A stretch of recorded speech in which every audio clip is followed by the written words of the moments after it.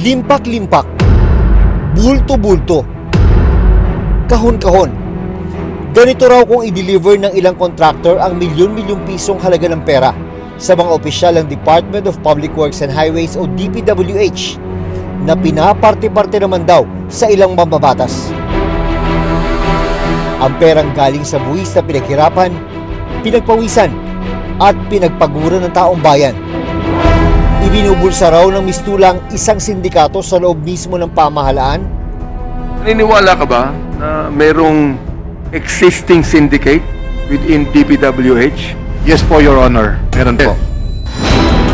Ano ang modus operandi ng mga sinasabing sangkot sa malawakang katiwalian sa flood control projects?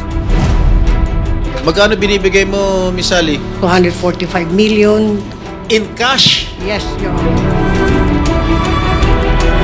Yutan! Oh, hayaan mo na yan. Hayaan mo. Hindi namin alam kung paano namin pupulutin isa-isa. Saan mo nilalagay 100 million? Nasa box po, Your Honor. Tulungan niyo po kami! Nabiyak po yung pader dito!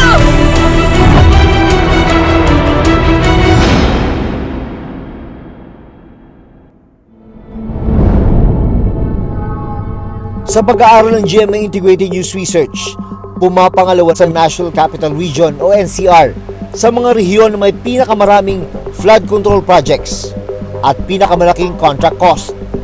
1,058 na proyekto ang itinayo rito. At ang kabuang halaga, mahigit 52.6 billion pesos. Pero 2 linggo lang ang nakaraan, lumubog ang maraming lugar sa Metro Manila dahil sa isang araw lang na pag-ulan kahit walang bagyo.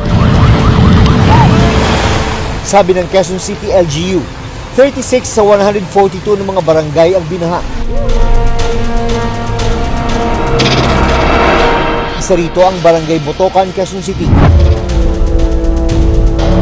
Sa video na kuha sa tindahan ni Irish Makalalag, makikita ang mabilis na pagtaas ng tubig sa lugar. Nag-start po yung ulan nung araw na yon, mga 2:00 po ng pahapon. Akala po namin normal na ulan lang siya. Habang tumatagal po, napapansin namin na parang tumataas na yung tubig. Agad-agad. Ilang minuto lang, ang loob ng tindahan, unti-unti na ring pinasok ng baha. Bago mag-alas 3 ng hapon, makikitang naglulutangan na sa tubig ang marami sa mga paninda ni Irish. Yutan! Oh, hayaan mo na yan. Hayaan mo. Maging ang refrigerator, nalubog na rin sa tubig. Kasi po yung tubig, umabot po talaga dito sa first layer ng bigas. May 5 hilera po kami dito ng bigas. So bali, basa po siya lahat. Hindi na nakuha. Nagtatawagan niya. Kung ano lang yung mga nalutan. Ano lang mga nakuha.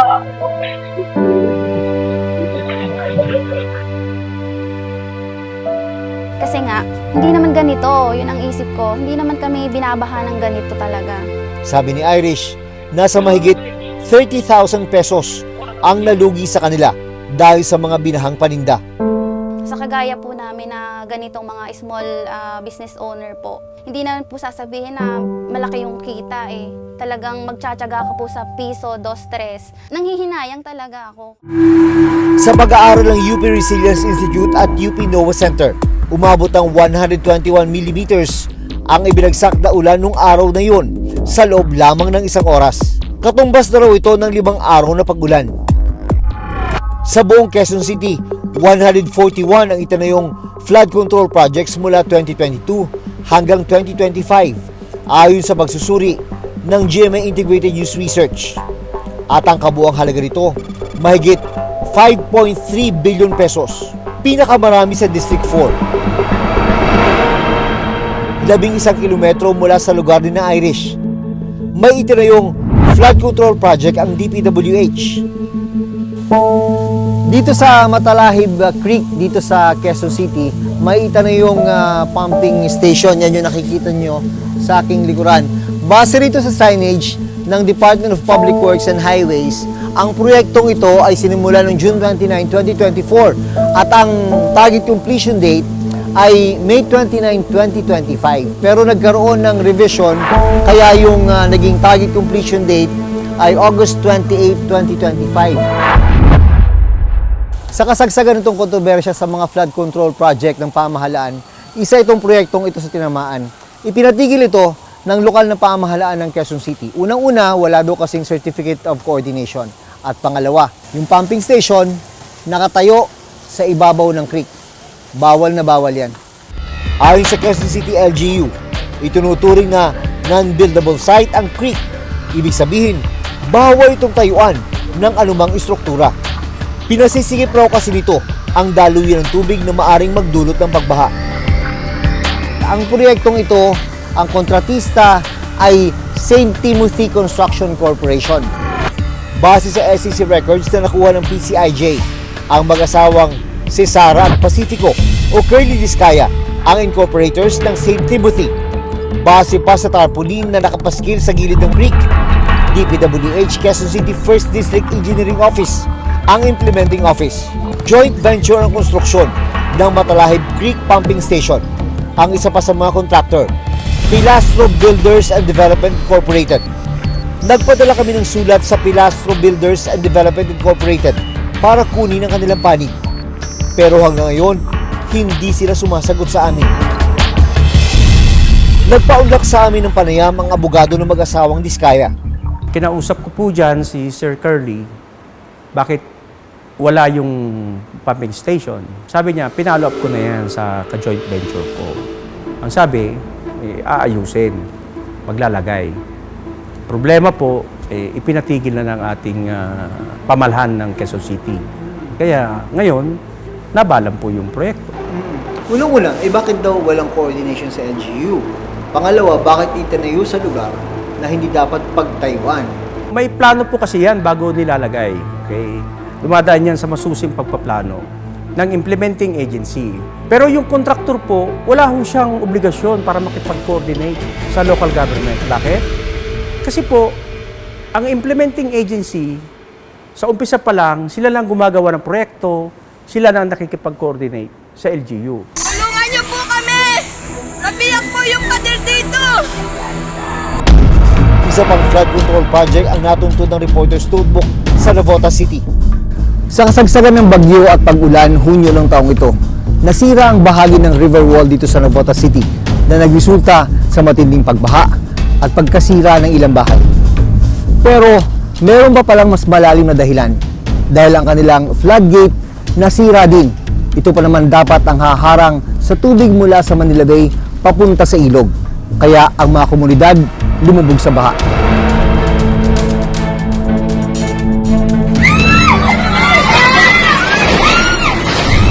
Sa isang video, makikita ang aktwal na pagbuho ng river wall sa barangay San Jose, Navotas City.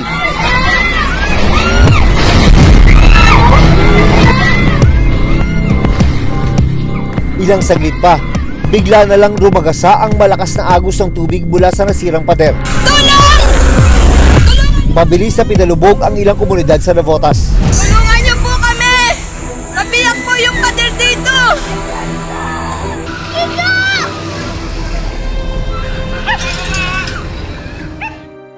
Hindi naman po talaga kami binabaha dito eh. Kahit sinasabi nila wala daw may kasalanan. Meron. Sa dokumentong nakuha namin mula sa DPWH, August 27, 2024, ang contract effectivity date ng rehabilitation ng North Navotas Pumping Station at Navotas Navigation Gate. August 21, 2025, ang original contract expiry date. Ang original contract cost, mahigit 281 million pesos. So sa 280 million pesos awarded last year na kontrata, bakit parang wala pa tayong nakikitang improvement? So ang nagiging problema po kasi dito ma'am, underwater po yung repair works na ginagawa ng mga consultants po natin. Medyo nahihirapan din pong mag-identify dahil sa dilim po ng tubig. Yung mga divers po na sumisisid, nahihirapan sila na ipinpoint talaga kung ano yung mga issue na kailangan nating i-repair. Kailan to dapat matapos? The contract expiry ma'am is August 31, 2025 po. Sa pagtatapos ng susunod na buwan, dapat tapos na to. Yes po ma'am, yun po ang nakasaad po sa kontrata nila. Pero hindi pa ito tapos. Ayon sa DPWH, nasa halos 92% ang actual accomplishment ng rehabilitation. Ang contractor, St. Timothy Construction Corporation, na pagbabayari ng mag-asawang Diskaya. Yung proyektong yun, sir, hindi lang St. Timothy ang may project noon. Marami pong kontratista ang may project po noon. Na-repair na po, tapos na po yun. Ngayon, kung bakit nabalam, labas na ho ang St. Timothy doon kasi natapos na ho yung sa kanila eh. Pampanga ang pinaka-flood prone na probinsya sa buong bansa. Sa pag-aaral ng GMA Integrated News Research, 293 flood control projects ang ipinatayo ng pamahalaan sa Pampanga mula 2022 hanggang 2025. Ang kabuuang halaga, mahigit 14.5 billion pesos. Sa official website ng Sumbong sa Pangulo, nakalista bilang isa sa mga proyekto ang rehabilitation of eroded bank of Pampanga River sa kandating Arayat, Pampanga. Nagkakahalaga ng mahigit 91.6 million pesos. October 17, 2023 ang nakasaad na completion date. Pero wala pang isang taon, gumuho ang isang bahagi ng retaining wall. Ne pong kalalam, wag ne po ining bakal gagawan do. Ay may muya pa pong crack. Balang kayo mamakbong niya pa po siguradong magtuwagyarin po ini. Halos mabungkal na ang lupa sa paligid ng nasirang proyekto. Edmari Construction and Trading ang contractor ng project. Sa kabuuan, umabot sa 12 ang nakuhang flood control project ng Edmari Construction mula 2022 hanggang 2025 sa buong bansa, ayon sa Sumbong sa Pangulo website. Ang kabuuang halaga, mahigit 885 million pesos. Nakapanayam noon ng Reporter's Notebook ang kinatawa ng Edmari Construction and Trading sa nasirang project nila sa Kandating. Bakit hindi ninyo alam? Bago po itayo itong retaining wall, almost 100 million pesos pa naman. Bakit hindi nyo alam na mangyayari yun? Hindi ba dapat na pag-aralan po yun? Hindi po namin kasi. So sayang. Sayang po itong project, no? Kaya po, ginagawa na namin po ng re-restore po namin. Sa press statement na pinadala ng DPWH Pampanga 1st District Engineering Office sa Reporter's Notebook, inaasahang matatapos daw ang rehabilitation sa September 15, 2025. Ayon pa sa DPWH, under warranty pa ang repair ng proyekto at walang bagong pondo na ilalabas. Bago maipatayo ang isang proyekto, ano ba ang pinagdaraanan nitong proseso? Sa website ng DPWH, tinukoy ang 4 na phase na sinusunod ng mga infrastructure project. Una ay ang project identification o pagtukoy sa proyekto sa iba't ibang distrito sa bansa. Yung palakasan at yung pagpapakita ng influence ay pumapasok dun sa pagsasabi na, napasok ko yung isang infrastructure project natin. Nakadalasan, walang programa or walang pagpaplano at isinisingit yan sa budget. Ikalawa ang project preparation. Dito nakapaloob ang pagsasagawa ng pag-aaral o feasibility study at fund appropriation o paglalaan ng pondo. Problema minsan nagiging bloated yung halaga ng proyekto kasi walang oversight Sila lang ang nag-uusap, sila lang nakakakita ng datos, sila lang din ang nag-a-approve. Implementasyon ng proyekto. Dito inilalabas ang pondo. Nangyayari ang bidding ng mga contractor at construction. Ang korupsyon dyan ay ina-approve ng DPWH na hindi man lang check or physically nakikita kung nandun nga ba yung infrastructure project. Ang panghuli, ang operasyon at evaluation ng ipinatayong proyekto. It is now very obvious they begin at the district level. Ang sinasabing modus, mas luminaw nang humarap sa Senado ang ilan sa mga kontraktor ng flood control projects. Sa pag-amin ng mag-asawang Sara at Curly Diskaya, paulit-ulit kaming ginamit ng mga nasa pwesto sa sistemang ito. Wala kaming magawa dahil kung hindi kami makikisama, gagawa nila ng problema ang project na na-award sa amin sa pamamagitan ng mutual termination. Dito tinukoy nila ang 17 mambabatas at isang former undersecretary na umano'y nakatanggap ng porsyento sa pondo ng mga flood control projects na nakuha nila. Paulit-ulit na binabanggit ang delivery ng pera ay para sa kaisaldi ko na dapat at least 25%. Si Kong Marvin Rillo naman ay ilang beses na binabanggit ang pangalan ni Speaker Martin Romualdez bilang kanyang malapit na kaibigan. Sinasabi pa ni Kong Rillo na lahat ng kanyang request para sa pondo ay galing pa mismo sa unprogrammed funds at insertion na inaaprubahan ni Speaker. Pero mariin itong itinanggi nila. Marami sa mga mambabatas na tinukoy ng mag-asawang Diskaya agad na naglabas ng pahayag at itinanggi ang aligasyon laban sa kanila. May pagkakataon din daw na umaabot sa 30% ang kickback na hinihingi ng mga sangkot sa katiwalian sa flood control project. Sinabihan ko na masyado namang mataas, ngunit sinabi niya na walang magagawa dito dahil pondo ito galing sa unprogrammed funds at insertion galing sa taas. Sinabi rin ng mga Diskaya na wala silang ghost at substandard ng mga proyekto.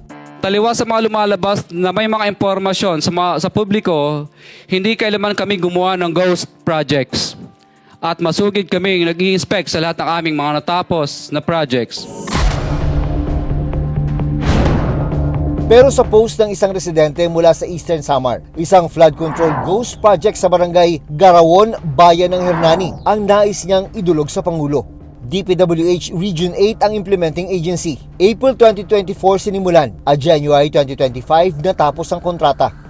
Base sa website ng DPWH, 84.72% ng tapos ang proyekto na nilaala ng 192 million pesos. Pero ayon sa ilang residente, tila sinisimulan palang gawin ang flood control project. Amitis Horizon Builder and General Contractor and Development Corporation na pag-aari ng mga Diskaya ang contractor ng flood control project. Sa opisyal na pahayag na inilabas ng DPWH Region 8, itinanggi nilang 80% na ng pondo ang nailabas o naibayad para sa proyekto. Inamin din nilang may delay sa implementasyon ng mga proyekto. Paano po hinahandle ng mag-asawang Diskaya yung pagli-label sa kanila ngayon na sila ang mukha ng korupsyon? Hindi na ho natin masisisi ang taong bayan, no? Opinion ho ng mga karamihan sa taong bayan yan. Pero kami ho, malinis ho ang konsensya ng mag-asawa. Dokumentado ho lahat ang sinalihan nilang mga proyekto. Ang dami pong nagdurusa dahil sa mga pagbaha. Tapos eto nakikita ng publiko yung binabalandrang karangyaan ng mga kliyente. Lilinawin ko lang, sir, yung yamang yun ay galing sa legal na bagay. Yes, Your Honor. Magkano bayad mo royalty? Actually po, Your Honor, hindi po ako nagbabayad nun. Humarap din sa pagdidig sa Senado noong Lunes si Sally Santos, ang owner ng SYMS Construction Trading. Batatandaang SYMS ang contractor ng di umano'y ghost project sa Baliwag, Bulacan na binisita pa mismo ni Pangulong Bongbong Marcos. Wala talaga, 220 meters, 55 million. Completed ang record ng Public Works. Walang ginawa, kahit isang araw hindi nagtrabaho, wala. Sa hearing, inamin mismo ni Sally Santos na nag-deliver siya ng umabot sa 245 million pesos sa opisina ni dating DPWH First District Assistant Engineer Bryce Hernandez. Magkano binibigay mo, Miss Sally? Your Honor, marami po. Minsan po 245 million. In cash? Yes, Your Honor. Sino ang contact mo sa DPWH? Actually po si Engineer Bryce Erickson Hernandez po. Si Sally po, pagka nakakolekta, dinadala po sa office ko yung mga pera, nakabox po, nakasil po siya lahat. Hindi ko po ginagalaw dun yon at pinakukuha po ni boss sa opisina ko. Sino si boss? Boss Henry Alcantara po. Pero mariin itong itinanggi ni Alcantara. Wala ka talagang natanggap? Yes, Your Honor. It's your word against their word. Yes, Your Honor. Isiniwalat din ni Santos na mismong opisyal ng DPWH ang nag-uutos sa kanya na manghiram ng lisensya sa ibang contractor para gamitin ito ng mismong opisyal para makasali sa bidding. Si Engineer Bryce Erickson Hernandez, siya po ang nag-uutos sa akin ng humiram ng lisensya. So ako po, pinagpaalam ko naman po sa kanila, nahihiramin po yung lisensya nila. Kasi po, mayroon daw po siyang ibibid ng mga proyekto para sa kanya. Sino po ang gumagawa? Sila po. Sila mismo. In-house nga. Sila po mismo. Susunod, Naniniwala ka ba na mayroong existing syndicate sa loob ng DPWH? Yes po, Your Honor.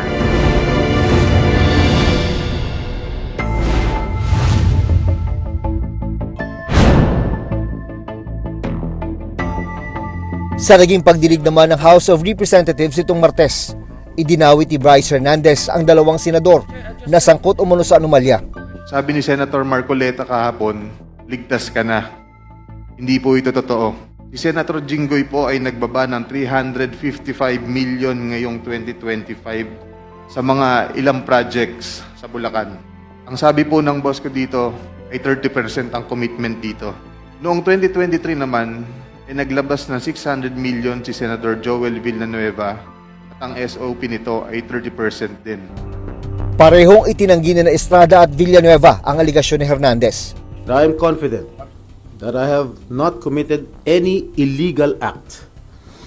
If Mr. Hernandez truly stands by his allegations, I challenge him right now to take a lie detector test with me.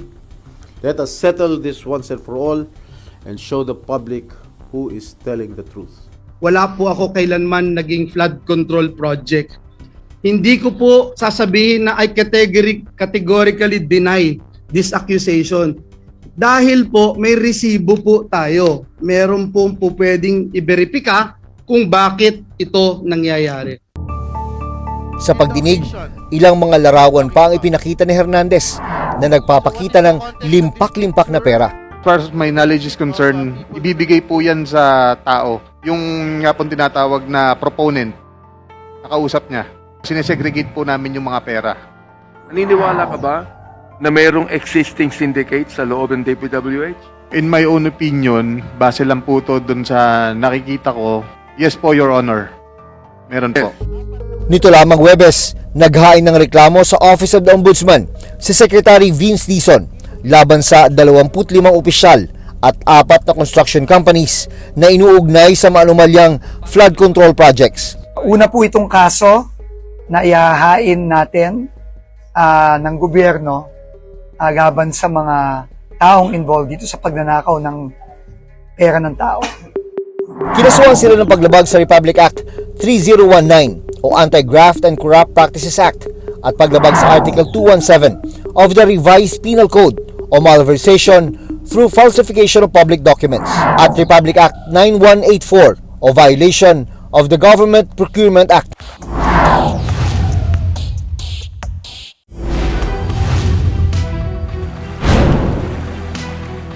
Matagal ng problema ng bansa ang korupsyon. Tila umuulit lang ang kwento. Naiiba lang ang modus at ang mga tauhan. Para sa maraming Pilipino na lumalaban ng patas sa kabila ng hirap ng buhay, nararapat ba sa atin ang ganitong klase ng serbisyo at pamumuno? Hanggat may ganid, tiwali at hindi malinaw kung paanong ginagamit ang kaba ng bayan, importanteng maging mapanuri at magbantay.